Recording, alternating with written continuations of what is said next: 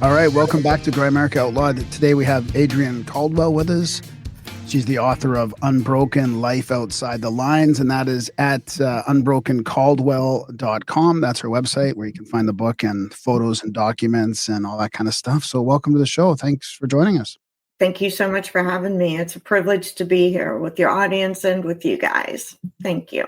Yeah, it's a privilege for us too. We're looking forward to chatting with you about your book. And it's kind of going to be a heavy topic, a heavy episode. Maybe you can take a couple minutes and introduce yourself and mention some trigger warnings for people. Yes, thank you, Graham. Yes, I am Adriene Caldwell. I have written a book, Unbroken, Life Outside the Lines.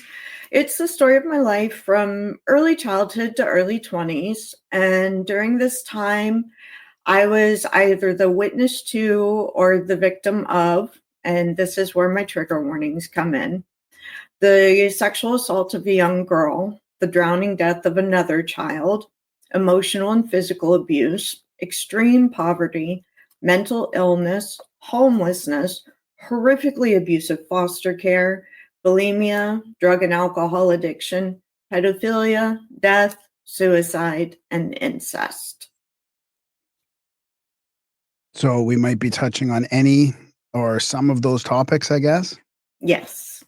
I don't talk about religion, politics, and I prefer to avoid incest. But yes, everything is open. Okay, Darren, were you about to say something there?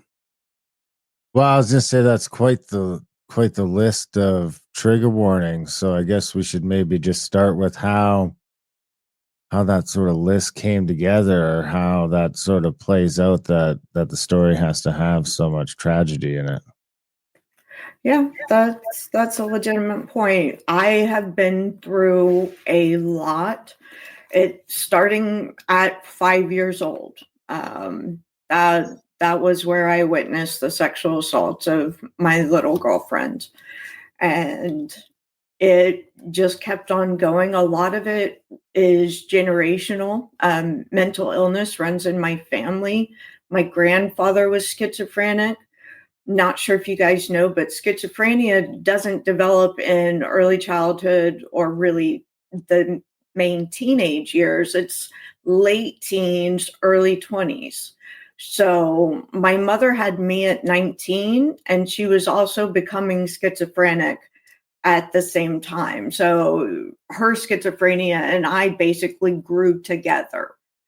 So, and it's been passed down. I have a cousin who is schizophrenic, as well as the physical abuse. My grandfather and my grandmother were both abusive to their 4 children, and that got passed down. It's very common in families, how the parents parent, that's how the kids see that it's supposedly meant to be done, and they just continue on. So a lot of what I've gone through really is just generational. It's been passed down in the family, as dysfunctional as it is. And then now you're trying to break that cycle? That's exactly right. Yes. So why did you decide to come, because it must have been pretty heavy going into digging all this up, putting it out in a book. Why did you want to sort of end up writing a whole sort of memoir about this? Sure. So I went to 13 schools by the time I graduated from high school. And I got very good at meeting people and starting conversations, having conversations, but they were always geared around the other person. I avoided talking about myself when at all possible. But on the rare occasions when I would talk about myself, I would get the same feedback. You should write a book. And I've heard that from, teenage years on. You should write a book. You should write a book. And it wasn't something that I aspired to one day. The book is kind of a reaction to a situation, if you will.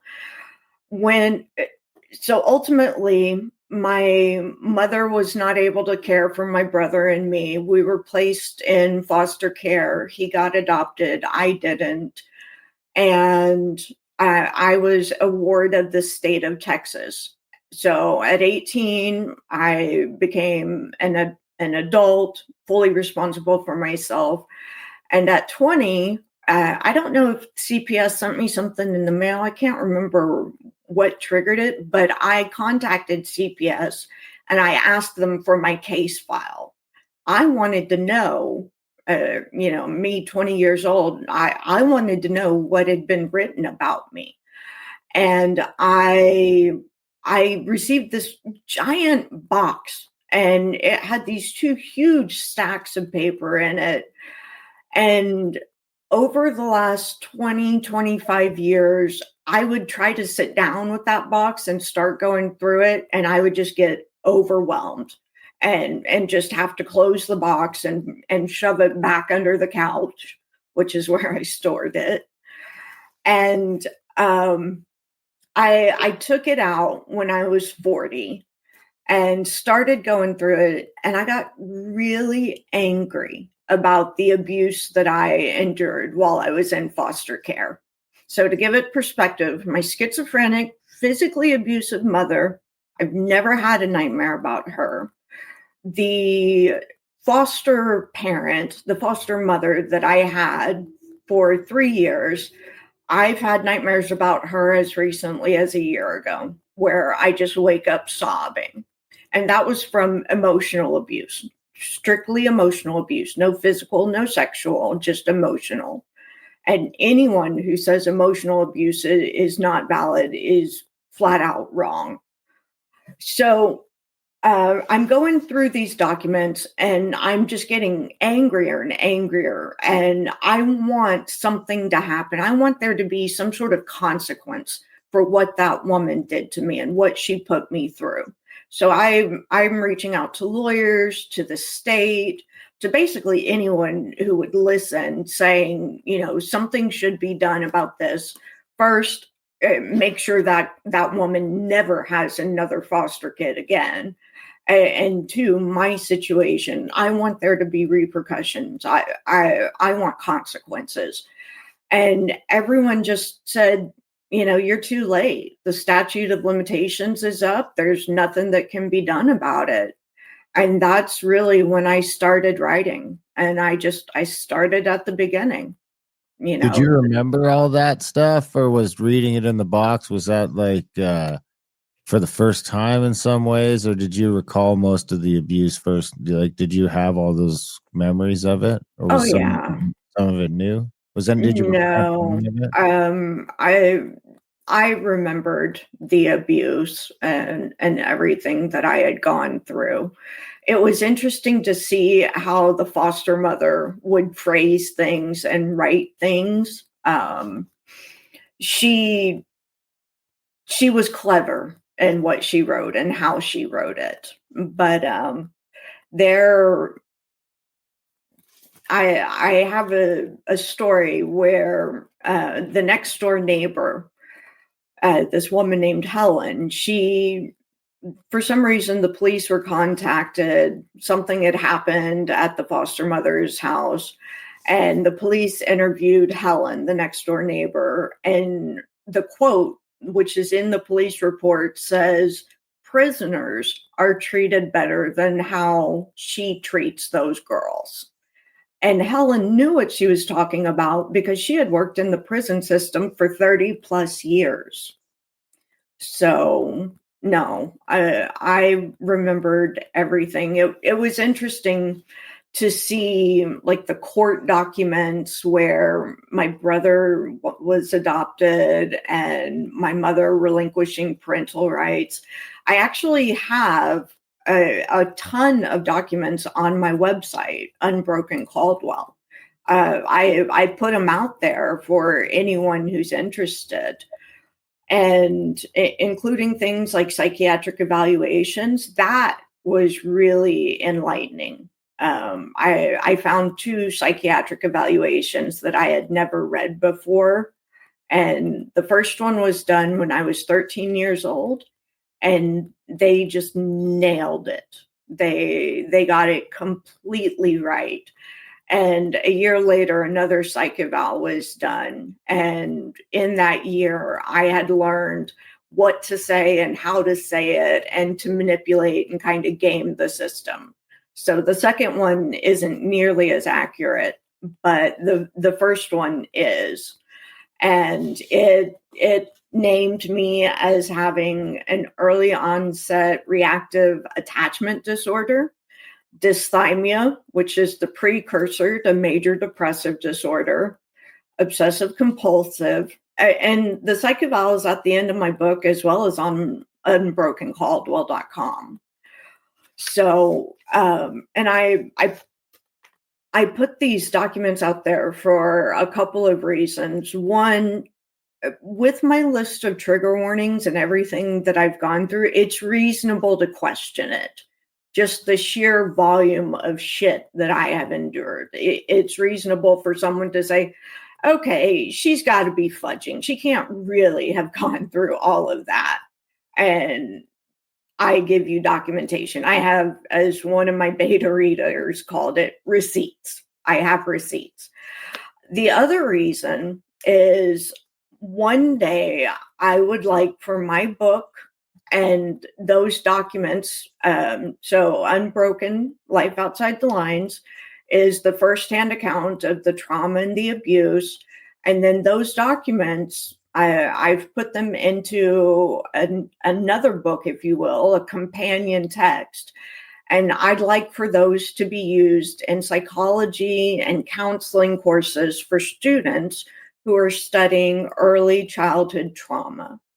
So that's the second reason why I make those documents available, because it gives, like, you get the firsthand account for me, what it was like as the child growing up with all that crap. And then you get the clinical documents, the therapist reports, the psych evals. So, yeah. What do you think, before we start getting into some of the stories and specifics, what do you think the prevalence of what you went through is in foster care? Like, how many do you think you're an outlier? Do you think this is happening to 1 in 10? Is it 1 in 20 if you had to put a number on it? Well, I don't have a number, but I can give you imagine you get some people reaching out to you at this point now. You've sort of put yourself, like, I'd imagine if you haven't, it's going to start happening where you get sort of all these kids who went through stuff in foster care telling you about their stories. Okay, that was weird. 2 statistics. So when you're a foster kid until you're 18, and you can go to college. It has to be a public state university, but you can go to college for free. Tuition and fees are waived. And out of all the foster kids, only 3% take advantage of that. 3. My second statistic is the US prison population, 20% of the US prison population is made up of former foster kids. So, wow, and that's 25% of the total prison population of the planet. So that's like 5% of the total prison population of the planet is foster kids in the U.S. What do you? I find that so not unbelievable. I'm when I say unbelievable, I don't mean it in a negative way to you or anything. But what's the? Like, I just can't see the mechanism of that. Like, what you'd think people, besides cases like yourself, would be adopting people for good reasons, and they'd want, loving families for kids to get adopted into. But you hear all these horror stories about the CPS. Like, what do you attribute those numbers to in general? So there are several issues, several things that need to be changed for this system. The first one is that some foster parents, and there are good ones out there, there really are. I even had my first experience with the foster family was actually very positive. I was only there a month, but very positive. I think the fact that many, I'm not going to say most because I don't know the numbers, many foster parents treat it as a profession. They don't have a career or vocational skills. They're doing this for money. So the more kids they can pack in their houses, the more money they make, and that's their end game. Next, I would say oversight. There is not enough oversight until we start prioritizing children, our children, the children that are already coming from abused homes. Caseworkers are, I mean, just the burnout rate at 5 to 8 years, they're done. They can't handle it anymore. They're not paid hardly anything. They're not paid well enough. They're overworked. Having 30 plus kids on your caseload, I mean, trying to keep track of them and they're, if the caseworker can just keep them from becoming juvenile delinquents, we haven't even touched on that. The system, the way it is right now, needs a major overhaul. And until we start putting money behind our kids, they're going to continue to fail. They're going to continue to flounder. And they've made a lot of progress as far as turning 18 and then congratulations, you're an adult. Here's the street.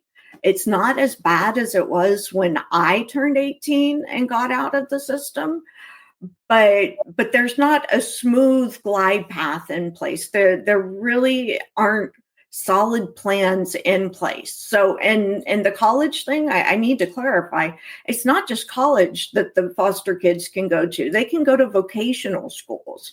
They can learn a trade, and it's completely free of charge. And they're still not taking advantage of it. Would that include the housing as well? Would that include like residents or anything like that? Is it like a path to not being homeless at the same time? They're making progress on it. When I went to college, my books and my rent or living in the dorm, that was all my responsibility. So my senior year of high school, I spent every morning writing letters asking for scholarship applications. But now they do have grants, they do have some assistance, they have a program where and it's not necessarily just for foster parents, but people with an extra room or like a mother-in-law suite, something along those lines. Those kids can go from living in a foster home to kind of this next step of independence, but still have a roof over their head. Now that comes with some rules and some oversight, which, if you're 18 and you've been through hell from living with your parents, and assuming that you have just a decent foster care experience, a lot of those kids just want to be in charge of their own life. They want to make their own decisions, and they're not really taking advantage of what's out there. So that program to transition into like the extra room, it's not as smooth. It's not as we still have a lot of kids graduating, turning 18, graduating from the system, turning 18, and then couch surfing on their friends' sofas. Is there a transition period where you have to go through group housing or something like that in the system? No, it's not a requirement. There is availability, but I know just from what I looked into, because I do have a mother-in-law suite available. So I looked into it, and I think the need far outweighs what's available. And I guess like financial responsibility of the state sort of stops on your 18th birthday pretty much. So none of those foster parents have, if they were going to say, keep you past 18, I guess I'd have two questions. Does that happen? And the second question would be, would that, I guess, completely be out of pocket for the for the foster parents, or is there still some sort of financial incentive? It's my understanding that there is, well, a lot of it's up to the foster parent if they want to keep the kid in their home, and the kids, uh, it's hard to convince them to stay. They want to be independent. They would rather live on their friend's sofa than deal with foster parents who have rules and curfews and things like that. So, and honestly, I'm not enough of an expert to know the utilization rates and things like that. But I do know that they desperately need more people. That there is more demand, and we're still not taking care of these kids the way they need to be taken care of. So, Through all ages. through all ages, yes. Mm. So, it's my understanding that they have health insurance through the state, I guess Medicaid. They are allowed to stay on Medicaid. I believe the foster parents, if they move to like a graduated program, where they can stay with the foster parent but start to live independently, the foster parent does continue to receive income. But another problem that these kids are facing is pregnancy. The girls, I tried to be a volunteer with Children's Protective Services and mentor. I did mentor a girl, but and I went down to the Houston CPS office, and it shocked me how many foster girls had children already. And it didn't seem to me that there was anyone actively saying, let's get these girls on birth control. Let's make sure that they don't shoot themselves in the foot by having a baby at 15 or 16 or 12. So, wow. Yeah. That's a whole other wow. So Well, it gets weird too, because in Canada it's like 54% of the kids in foster care are Indians. Really? Yeah, out of, I think, under 8% of the population, but 54% of the foster child population. What do you attribute that to? Well, I attribute it to that the 60s scoop just never stopped. In the 60s, they were straight up selling Indian kids to white people all over North America. There was like advertisements that were going in magazines and stuff like that. Like if you wanted to adopt a white kid, it might be, you'd probably know the waiting things longer than me, but it was like there was some stats and a thing I was doing for a book I wrote that said exactly, if back in the 60s, if you wanted to adopt a white kid, it might take you 6 months to several years. But if you wanted an Indian kid, you could pretty much have him next week type thing. And I think it's just proof that system never stopped, even though it got called out and all that stuff sort of happened. The child welfare system in Canada would show that that's still happening, because 90% of the kids that are getting taken from the reserves aren't going to homes on the reserves. So it's still just assimilation by design type thing going on here, so none of these Indian kids are growing up with Indians. I mean, for better or for worse, I don't really have a skin in the game either way, but there's definitely a huge death of the culture going on. And the problem is that the Indians they're not in that process anywhere in Canada, whereas in the States, most of the tribes now are in charge of their own child welfare. In Canada, it's still the federal government, maybe the provincial government, one of the two. The children are being abused? I'm assuming that I don't know. I mean, there's horror stories from back in the 60s that a bunch of these like kids were getting shipped over. They were actually being used as indentured servants for a while back in the 60s. Nowadays, I don't know the numbers, but I would assume that they're probably not far off of where the U.S. is at. We never seem to be that far off of where the U.S. is at for anything else other than like gun violence. for what? What stat are you talking about? Youth in foster care. Like I would say it's probably as prevalent in Canada as it is in the States. Or Adrienne, did you mean outs before foster care or in foster care? I'm sorry, specify? Did you mean abused before foster care or yes, before? Yeah. Like why are so many of the children being taken from their homes? Oh well, I mean, all sorts of different reasons. And I would say that probably in a lot of cases, probably good reasons. You know, a lot of these reserves are a mess. There's a lot of alcoholism. There's a lot of abuse. There's a lot of suicide. There's a lot of, you know, all the things that are a problem are just 10 times worse on the reserves. Wow, I didn't know that. And the conspiracy would kind of be like they're taking them unfairly from the reserves, I think would be some of the arguments probably. Well, one time they were. That's sort of, I went to sort of this history where they were just taking them from the reserve and then they just sort of started not sending them back. Wow. I know when I was in foster care, I was essentially an indentured servant. I mean, she treated us less than human. I ended up painting her house inside and out at the foot of, standing at the top of a 12-foot ladder in Houston summer, painting the top of her garage, the side of her garage, everything. And what I went through, she, in my book, I refer to her, am I allowed to say a curse word? Yeah. Okay. I refer to her as the bitch from hell. I don't give her name.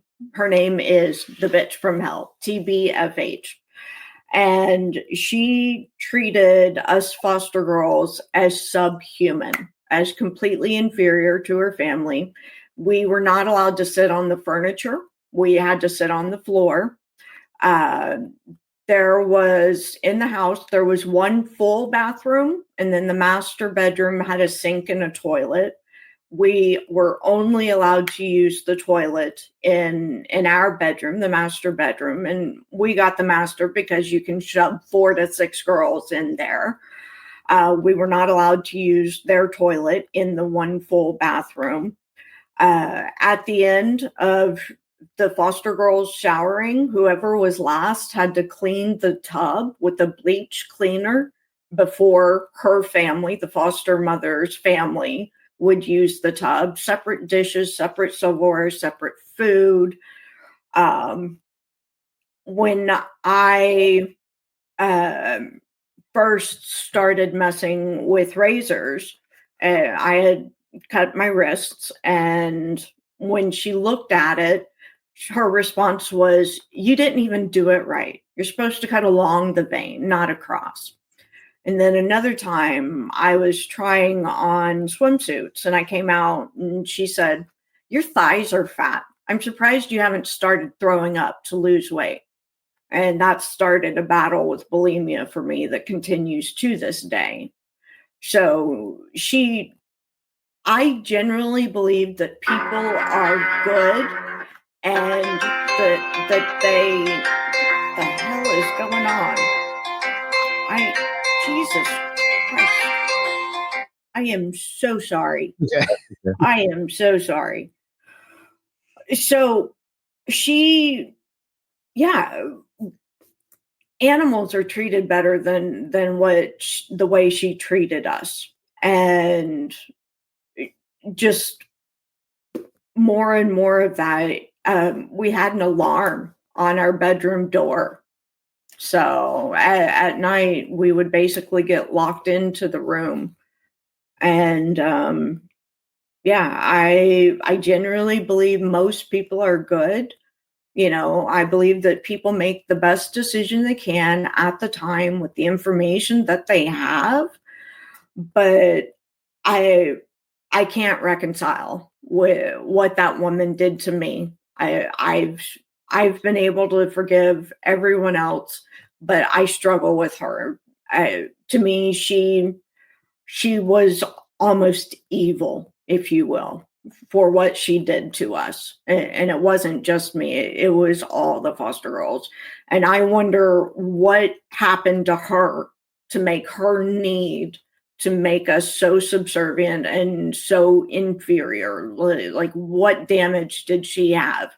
But even that does not excuse what she did to us. I learned later on that she actually had a girl commit suicide while she was in her care. Wow. So, yeah, I was going to ask you about forgiveness, if you've managed to do that, I guess, with all the trauma, kind of the people responsible for trauma in your life. But yeah, so are you still trying with her, or have you given up on forgiving her, or? I wish I could. I would feel better myself Yeah, that's the thing. to It's free resentment. Yeah. to free myself of the anger and the rage that I have towards her, but I'm just not there yet. And everybody else I've forgiven. I understand, my mother was mentally ill. She really was just trying to do the best that she possibly could. But yeah, with the bitch from hell, I don't know. Would you how was there anything in the CPS file that, like, because you mentioned when you went into that box and you found all that stuff and it brought you back to that spot with her, was there stuff in there that, like, that showed how abusive she was, or did you? No. No, That's what I was trying to say earlier, was that she was very clever very in good. how she wrote things up. Well, she's a professional foster parent, I guess, right? So she knows Yeah. how to play the system, right? Yeah. I heard that she had her license revoked here in Harris County, in my county, but she lives in a different county, and I made sure to contact that county and let them know that under no circumstance should she be given foster kids. Wow. How much do they get for money per kid, sort of thing? Well, so here's the thing. She didn't do just regular foster care. There's something called therapeutic foster care. It's for kids who are higher needs, whether that's developmentally, they need more assistance, or emotionally, mentally. And I fell into that category. In fact, my CPS caseworker said, Adriene, the only way we can get a home placement for you is to put you in therapeutic foster care. So you have to understand, my TBFH, the bitch from hell, she wasn't an employee of the state of Texas. She worked for a for-profit company that contracted with the state of Texas to provide therapeutic foster care to these higher needs girls. And it's really a perverse incentive. The higher the need of the girl, the higher the pay. So there's no incentive to help the kids get better or to improve. In my opinion, it should be reversed. As you're helping the children, you get paid more for the resolution, for the trauma recovery that you're helping them through. But that's that's another thing where the oversight is seriously lacking. And as I mentioned, it's a for-profit company. It's Mentor Youth Services. They no longer do foster care here in Texas, but the company is still in existence. And I would sue them if I could. How long were you there? I'm sorry? How long were you there with that particular lady? 3 years. Was it the same group of girls you were there with the whole time, or did it change? Yeah, they rotated in and out. Do you keep in touch with any of them? No. I ended up getting a congressional scholarship to do a 1-year foreign exchange to Germany. And I did everything in my power to just put everything behind me. I am like an expert at repressing emotions and compartmentalizing. Each trauma went in a box, the box went on a shelf, shut the door behind it. Yeah, no. How was Germany? What was that like? Getting over to there, from leaving that to getting to Germany. It was amazing. It was amazing. My host family, I'm still When in would touch that have with been? What would the year have been? 96, 97. 96, 90. So, yeah.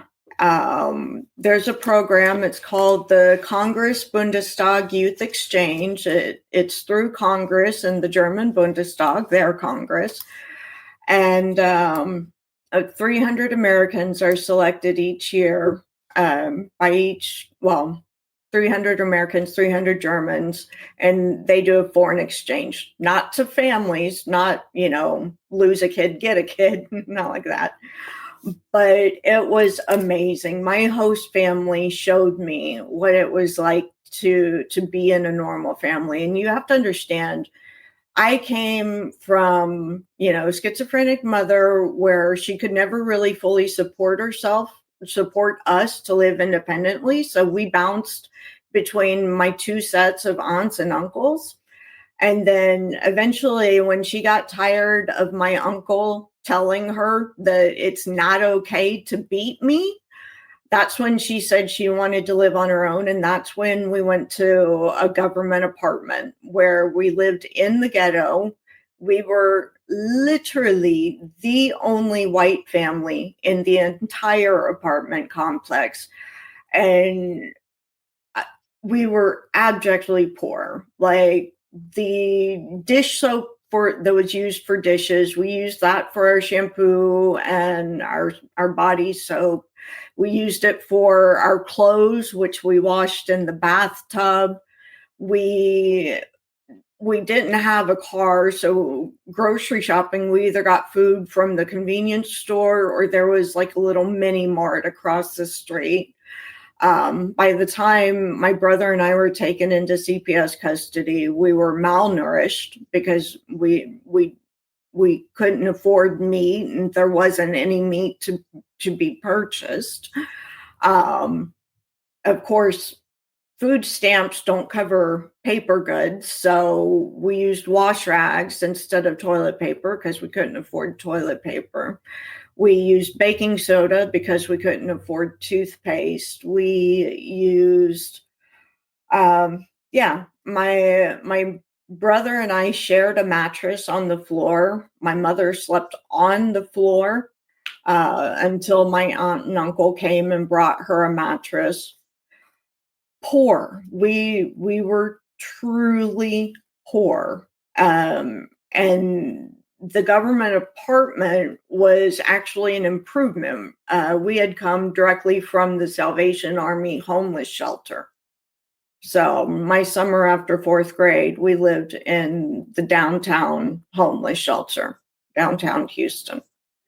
So. Did you say Texas doesn't have the CPS anymore, or what did you mean when they don't have the program or something, or they stopped that, or?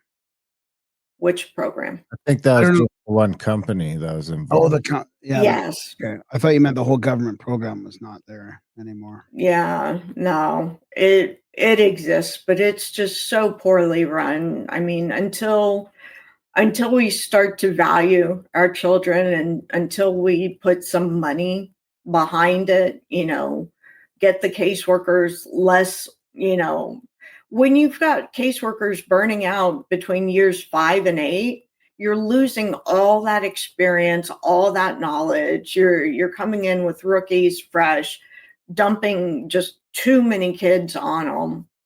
And it's just, the system is so flawed. I guess it's better than nothing. But I remember a lot of foster kids wanting to be back with their parents. They'd rather go through what they were dealing with from their parents than what they're dealing with from foster parents. Yeah. Well, it's changed quite a bit since, I guess since you were there too. Like, I remember growing up in the 80s, 90s, we had a psych ward that got that got they closed them all down in Canada. I think it might have been the same in the States too, but there was a whole movement to like close all those institutions down. And now, now a lot of people end up on the street. So I think you had an experience in one of those wards that probably changed your life, right? And I guess I'm wondering, do they still have those? Is that something that you think they need to bring back if they don't have that support anymore? For you to actually be able to go to some place to get psychological help? Well, I think it's pretty standard practice for CPS to have like an intake procedure where children go through psychiatric evaluation.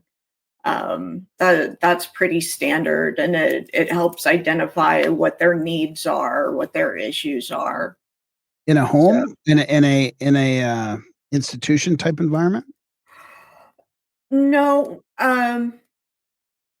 the the group homes, and then there are also living arrangements where the staff is like therapist staff, clinical workers running the institution, the establishment. So I never lived in one of those. I just lived in a therapeutic foster home, not an institution per se. Do you know how that compares to whatever they're doing in Europe? Like, what is it? Does Europe have this problem? What? Because I guess you were in Europe sort of right after it. Was there any sort of? I guess by then you're already too old to understand what their system looked like. Yeah, I had an amazing host family, and I never encountered anyone in Germany who was in foster care. I know it exists, but the scholarship I received was to go live with just a German host family and to go to German high school and to kind of live life as a German. So I wish I knew more, but yeah, I never even came across a kid who was a foster kid.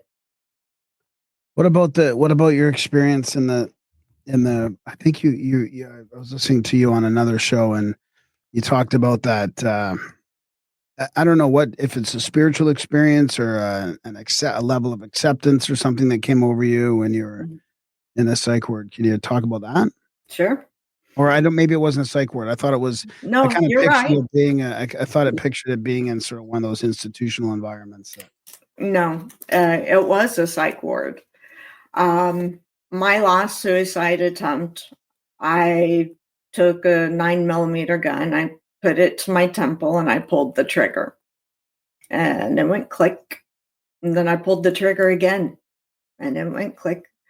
And I looked at it, and the safety had engaged by less than a millimeter, not even a millimeter, just like the width of a strand of hair. By It had, accident, right? Like just yeah, a, a divine accident. Because I fully intended to kill myself. I was pulling the trigger on a gun that I had fired a test shot. I knew the gun worked. So that evening, I was in a psychiatric hospital. I found an empty room. I was just laying on the floor, sober, no drugs, no, I had drank a 6-pack earlier in the day, but that had worn off. And I felt this just serenity, this peace just came over me, just a feeling of calm and peace that I had never felt anything like that before. And that's when I knew that I would not be released from this earth until I had fulfilled my purpose. And that was my last suicide attempt. And I didn't know what my purpose was. I still don't, I hope I'm following the right path by talking and sharing my story. But yeah, it was it was divine. How old were you then? Ooh, 23, I believe. So, because I just what it made me think of is that you had this place that you went to. You know, I pictured it kind of being like a psych ward type thing where you know, if we don't have that stuff available to people for people, like they won't have that experience that you had. I mean, you had that experience because you had to go somewhere. You were in a place where you're like kind of surrendered. You know, It wasn't the place. no, No, it wasn't the place. It was a divine moment, if you will. So, I just Are you religious? I don't talk about it. oh yeah, right. Right. Religion and politics. Yeah, A divine I don't. moment is good enough. Yeah. Yeah, I don't want to be the quack that. Yeah. No, that's fine. That's fine. Totally. But I knew I would not be released. I knew that there wasn't even a point to me trying to kill and I mean, I had tried razors, pills, a gun, more pills. I mean, I tried to to kill myself when I was blackout drunk. Like I have no memory of it whatsoever, but like even on a subconscious level, I wanted to die. Like that's how much pain I was in. That I was blackout drunk. I woke up the next morning and I was in a hospital bed and I had my aunt was standing in the doorway and I asked her like what happened? Why am I in a hospital bed? And she said, Adriene, you took a bottle of pills.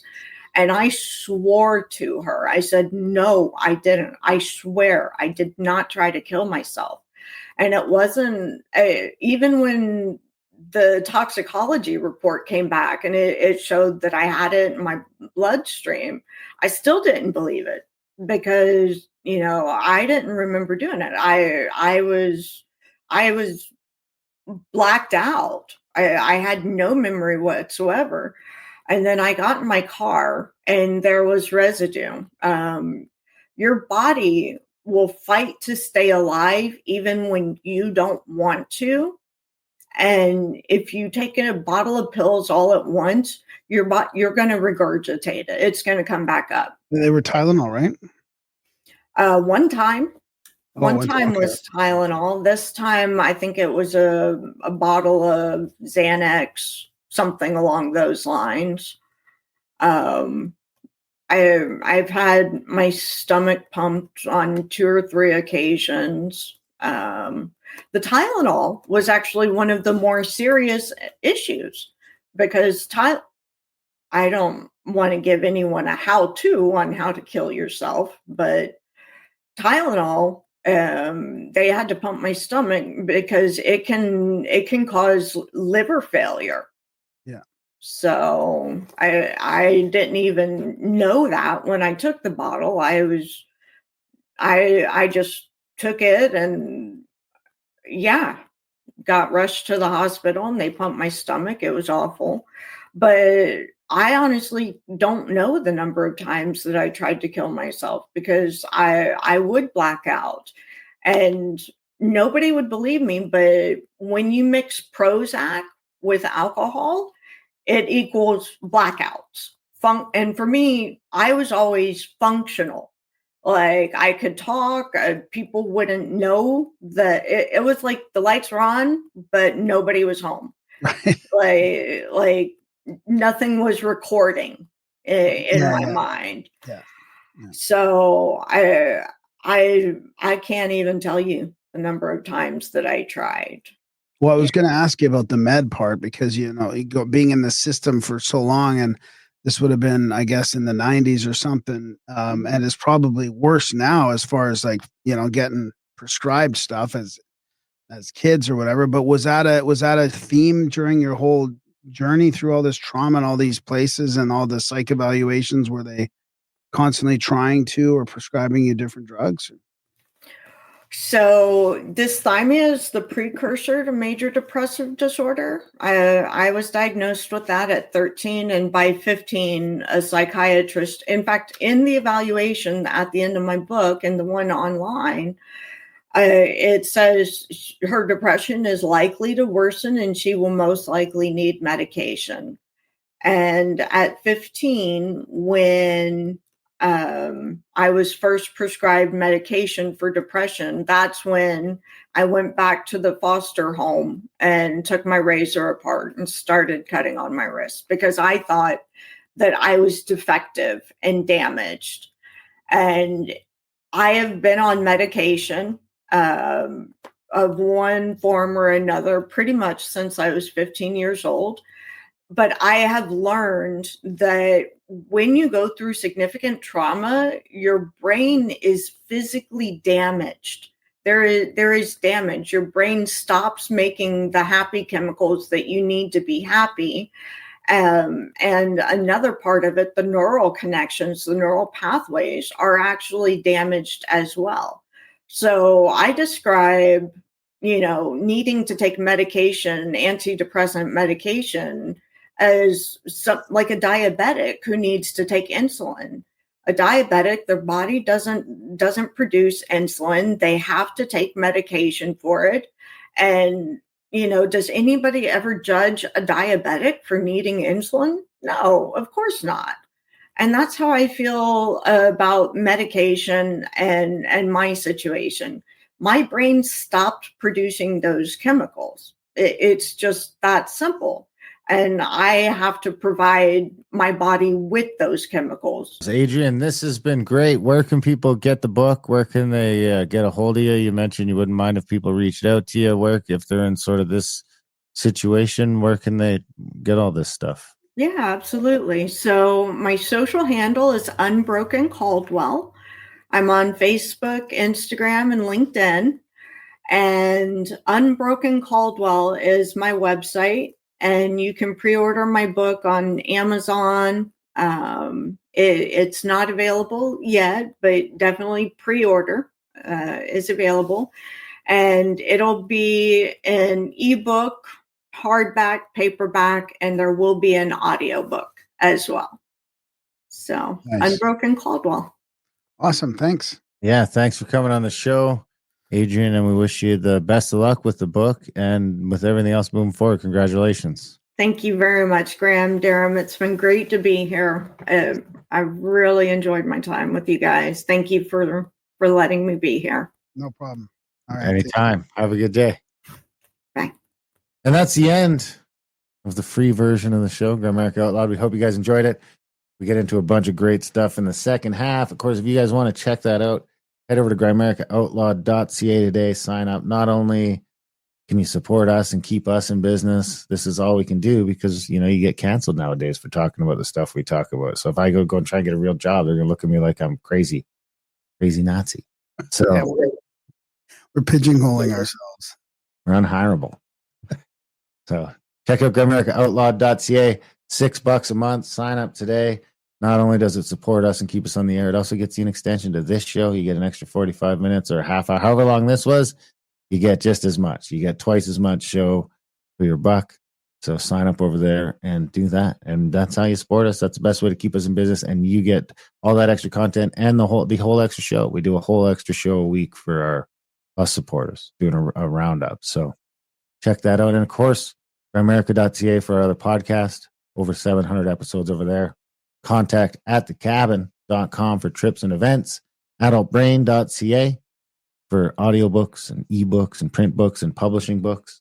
Any of that stuff, all of the above. And GrimericaCBD.com for all the other good stuff. And A-List. Oh, that's right. And A-List.ca for Canadian content and Grimerica.ca/rooms if that's what floats your boat. Of course, you can email us, Graham@Grimerica.com as well. But main thing is to sign up for Plus and support us. So GrimericaOutlaw.ca, sign up today. Other than that, we love you guys. Thanks for listening. And we will see you next week. Who's gonna kill this sacred cow? You were never political anyhow. Since when did you start trusting in the government? Since when was it okay to ridicule and shame your neighbor? Your opinions have become as fickle as artificial flavors. What matters most to you? What the TV host told you to do? Or a moral compass that points true north, oh true? Who's gonna kill this sacred cow? You were never religious anyhow. Since when did you kiss the ring on the hand of the Pope? Since when do we need pharmaceuticals to cope? Your soul has become, ever-loving soul has become as brittle as communion wafers. What matters most to you? What the Holy Ghost told you to do? Or a moral compass that points true north, oh true? I'm gonna kill this sacred cow. Bureaucrats think I'm non-essential anyhow. Since when has our culture become so lowbrow?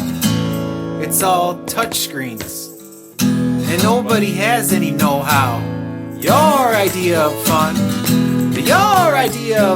is taking 1,001 photos of your duck face. Matters most to you what the celebrities post told you was cool, or a moral compass that points true north, oh true?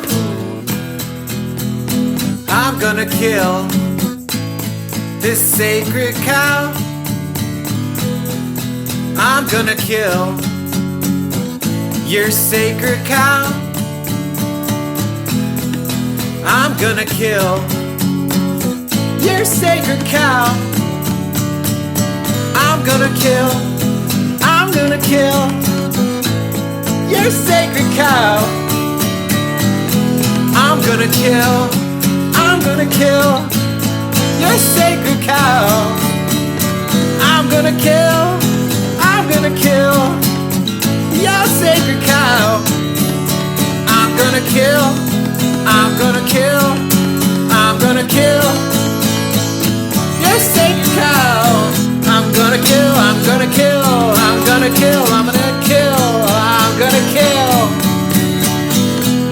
your sacred cow.